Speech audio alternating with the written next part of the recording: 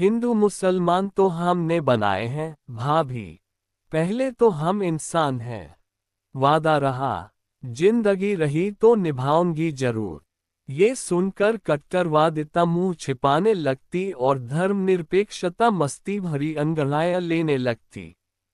अम्मा ईद के समय आलिया के लिए जोड़ा, मेहंदी और सेवइयों के साथ चूड़ियां जरूर भिजवाती।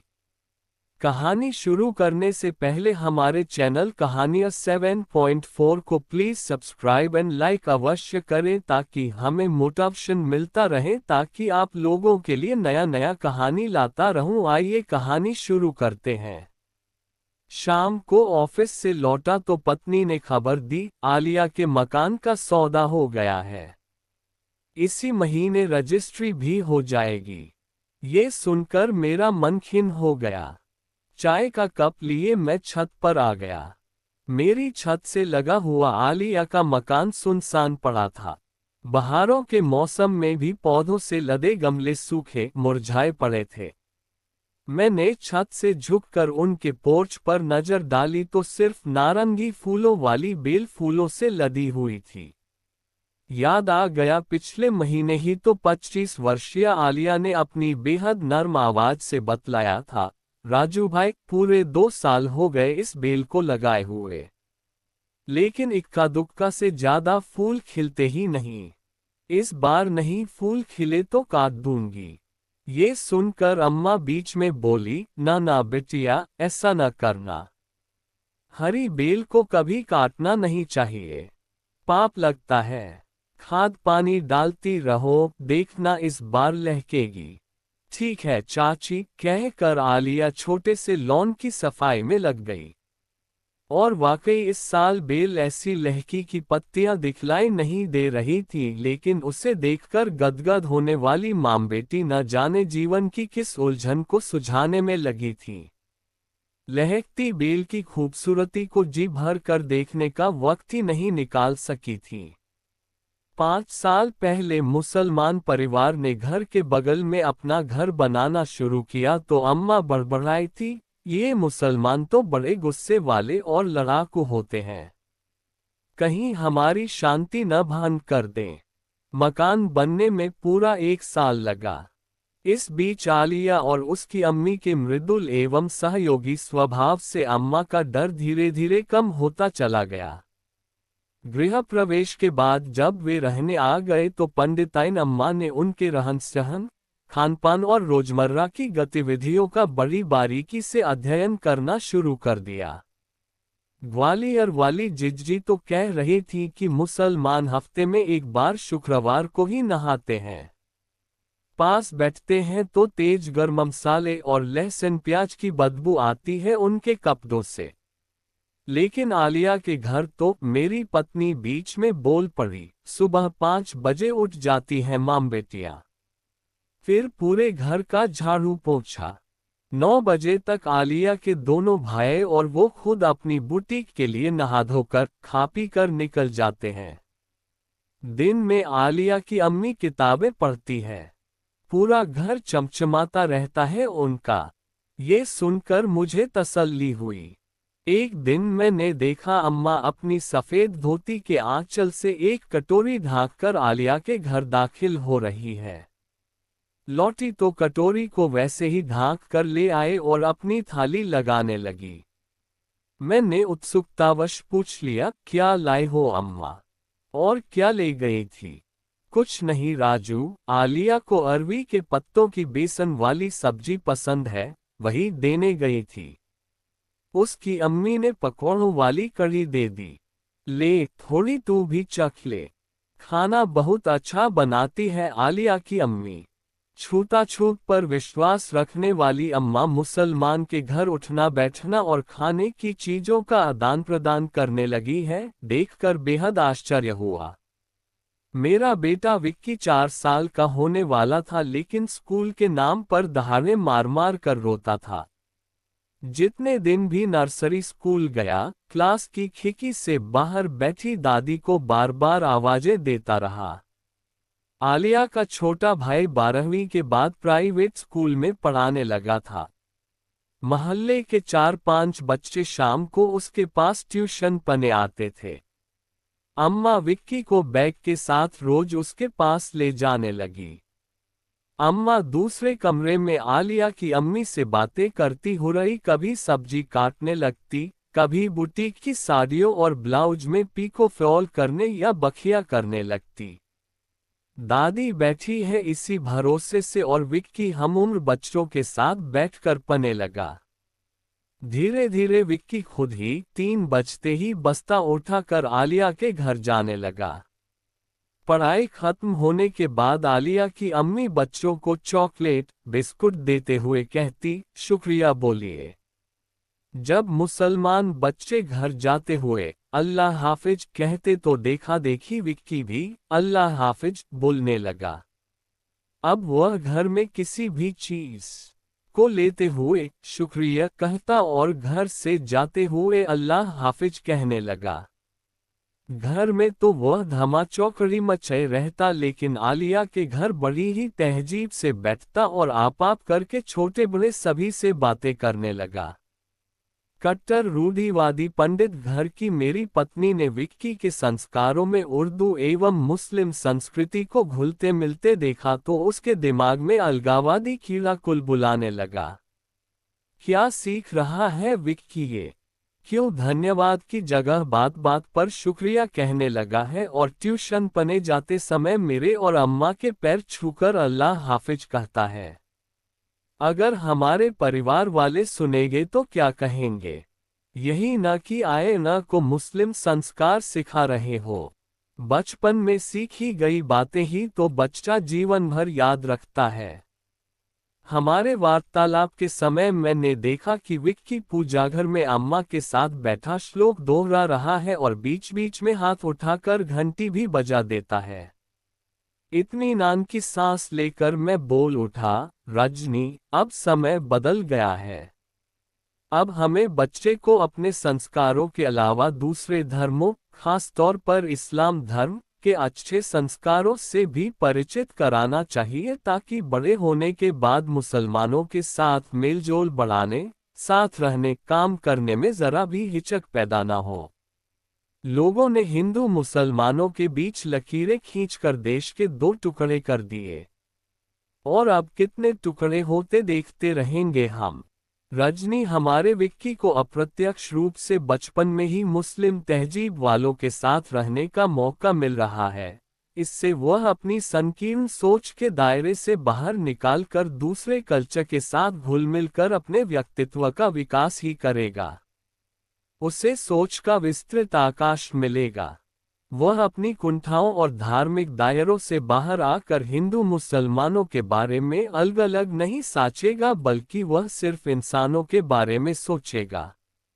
धर्मनिरपेक्षता का पाठ हम नहीं पढ़ाएंगे बच्चों को तो देश सिर्फ जातिवाद और धर्म को लेकर होने वाले दंगे फसादों का ही मैदान बना रहेगा। बच्चों को बचपन से सिखलाया जाना चाहिए कि हिंदू धर्म और इस्लाम को मानने वालों में मूलभूत रूप से कोई भेदभाव नहीं है। बच्चों के बड़े होने तक तथाकथित कट्टर पंडित और मौलवियों को अपने रोटी सेंकने व स्वार्थपरता भरी कुचालों को तर्कवितर्क करके समझने की सूझबूझ पैदा करना हमारा कर्तव्य है। तभी तो हम धर्मनिरपेक्ष देश की कल्पना कर सकते हैं।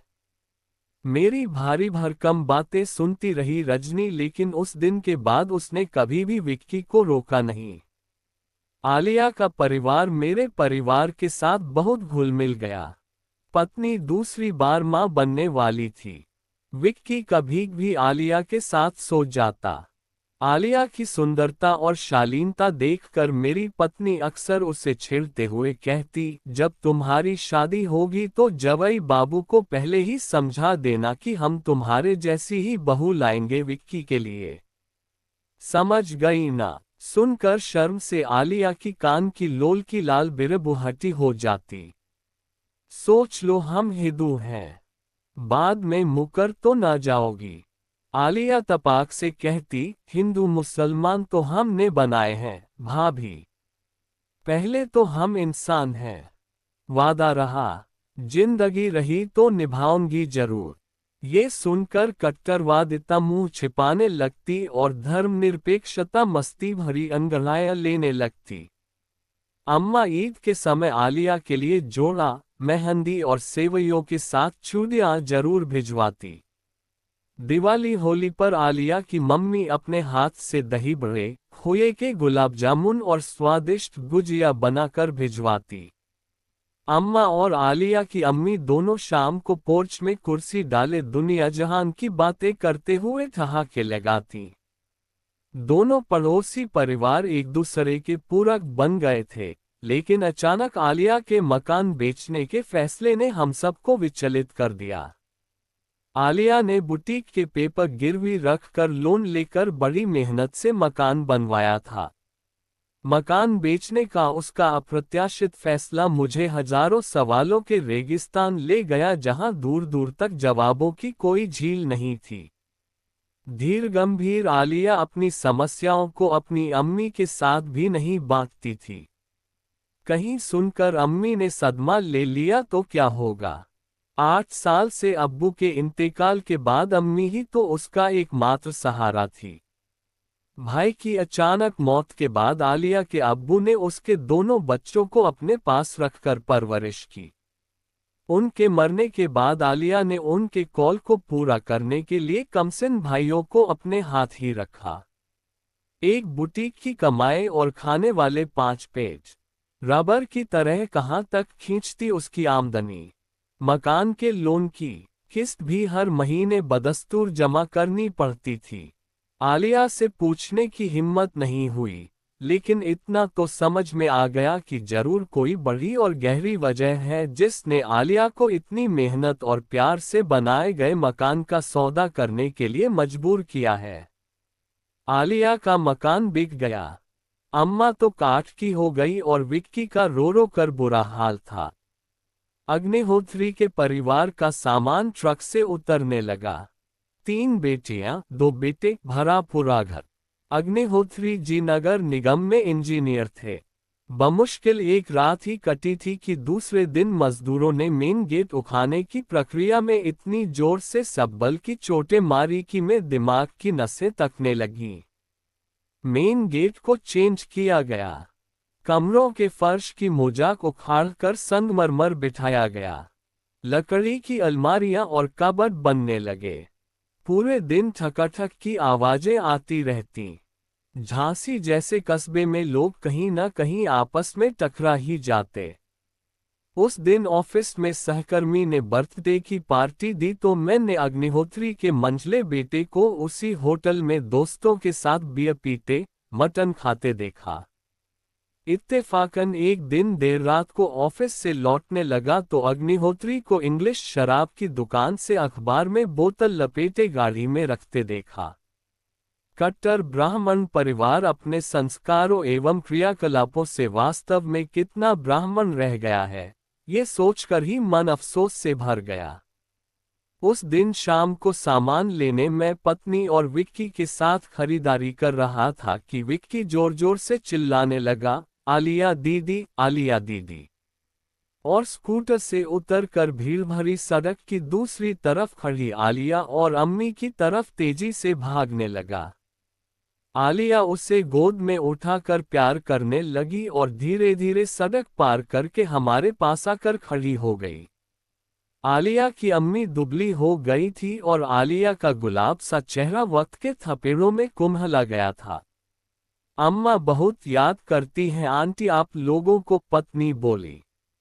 आलिया की आंखें पनीली हो गईं और वह मेरी पत्नी के कंधे पर सिर रखकर फाफक पड़ी। क्यों बेच दिया आलिया तुमने मकान? ऐसी क्या मजबूरी थी? मैं अपने अंदर की तलखी को दबा नहीं सका। भर आए गले से हिचकियों के साथ बोले गए आलिया के एक एक शब्द मुझे भीतर तक चीरते चले गए। मेरे चचाजान दोनों भाई 28-29 साल के होकर भी आर्थिक रूप से मेरी कोई मदद नहीं करते थे। सिलाई में कंपटीशन और कारीगरों की मनमानी की वजह से बुटीक की आमदनी से 5 लोगों का गुजारा नहीं हो पा रहा था। पिछले 6 महीनों से मैं बैंक लोन की किस्त भी जमा नहीं कर सकी थी। बेरोजगार भाई ने लव मैरिज कर एक और जिम्मेदारी मेरे कंधों पर डाल दी। अम्मी काम करने के लिए कहती तो वे दोनों सीना जोड़ी पर उतरकर कहते, मकान में हमारा भी हिस्सा है, हम यही रहेंगे, जब काम मिलेगा तभी तो करेंगे ना। तो मैं क्या करती, राजू भाई नन्ही नन्ही बाहें डालकर बोला, आएंगे बेटा आएंगे, जब अग्निहोत्री जी गृह प्रवेश करेंगे तब जरूर आएंगे। घर में घुसते ही विक्की ने सबसे पहले अम्मा को आलिया से मुलाकात का विवरण दिया तो अम्मा की आंखों में दरिया उतर आया। बूढ़े चेहरे पर अफसोस और उदासी की रेखाएं खींच गईं। पड़ोस से घिसाई मशीन की घर घर और ठोकने पीटने की आवाजें बदस्तूर आ रही थीं। शाम को दूध लेने डोलची लेकर बाहर निकला तो अग्निहोत्री कार से उतर रहे थे। औपचारिक मुस्कान के आदान प्रदान के साथ हाथ मिलाते हुए मैंने पूछ लिया, कब कर रहे हैं गृह प्रवेश? मुझे आलिया के आने का बेसब्री से इंतजार था। अभी समय लगेगा, बहुत सारा काम करवाना बाकी है, लेकिन मकान तो पूरी तरह से रहने लायक था। आलिया का परिवार 7 सालों से रह रहा था और बहुत अच्छा मेंटेन भी किया था। एक्चुअली अब हम किचन ओटे की टाइल्स और नीचे का फर्श बदल रहे हैं। क्यों? वे लोग मुसलमान थे, सालों से नॉनवेज पका खा रहे थे। मसालों के और नॉनवेज के छींटे टाइल्स और नीचे के फर्श पर पड़े होंगे। फर्श पर रखकर मटन मछली काटा और साफ किया होगा। हम सूर्य कुल के ब्राह्मण हैं, ऐसी जगह भाग का कच्चा पक्का खाना कैसे पका सकते हैं? और कमरों की जिस फर्श पर उन्होंने नमाजें और फातिहा पढ़ी होगी, वहां भगवान की मूर्तियां कैसे स्थापित कर सकते हैं?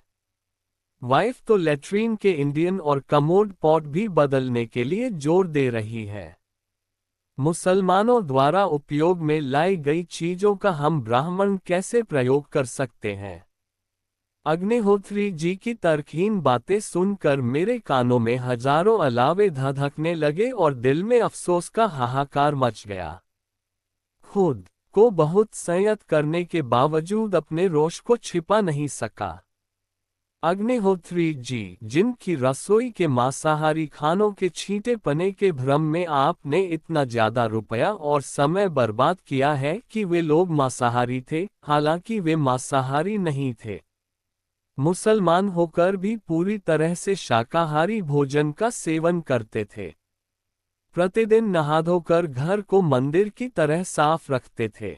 रहा सवाल नमाज और फातिहा पढ़ने के लिए मुसलमान परिवार द्वारा इस्तेमाल किए गए फर्श को उखाड़कर नया फर्श लगाने का, तो मुसलमान तो अपनी नमाजों में अपने शरीर के अलावा हिंदुओं की तरह रोली, चंदन, दियाबाती, फूलपत्ती, नारियल धूप, प्रसाद, पानी आदि किसी सामग्री का इस्तेमाल नहीं करते। फिर फर्श के अपवित्र या गंदा होने का प्रश्न ही कहाँ उठता है? अग्निहोत्री मेरी बातें सुनकर स्तब्ध रह गए और निरुत्तर से बोझिल कदम उठाते हुए मेन गेट से टिके, जड़ मूर्तिवत खड़े के खड़े रह गए।